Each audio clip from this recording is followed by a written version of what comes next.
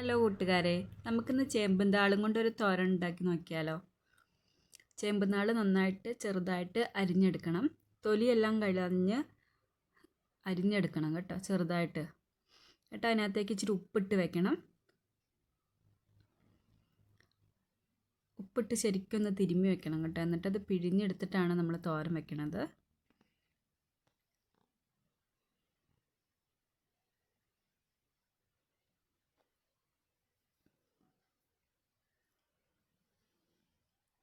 ഇനി നമുക്കിതിനകത്തേക്ക് ചേർക്കാൻ വേണ്ടത് തേങ്ങയും സവാളയും പച്ചമുളകുമാണ്. കുറച്ച് കറിവേപ്പിലയും വേണം. ഇനി നമുക്ക് ഉപ്പ് ഇട്ട് വെച്ചേക്കണ താള് നന്നായിട്ട് പിഴിഞ്ഞെടുക്കാം. അതിനകത്തുനിന്ന് ഒരുപാട് വെള്ളമൊക്കെ പോകും കേട്ടോ, അപ്പോൾ നന്നായിട്ട് പിഴിഞ്ഞെടുക്കണം.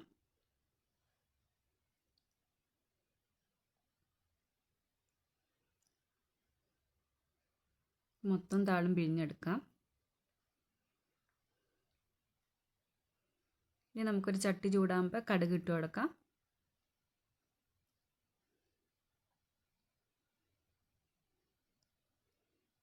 ഇനി അതിലേക്ക് നമുക്ക് സവാള ഇട്ട് കൊടുക്കണം. കറിവേപ്പില ഇട്ട് കൊടുക്കണം. പയ്യെ ഒന്ന് വഴന്നു വന്നു കഴിയുമ്പോൾ അതിനകത്തേക്ക് നമുക്ക് താളിട്ട് കൊടുക്കാം.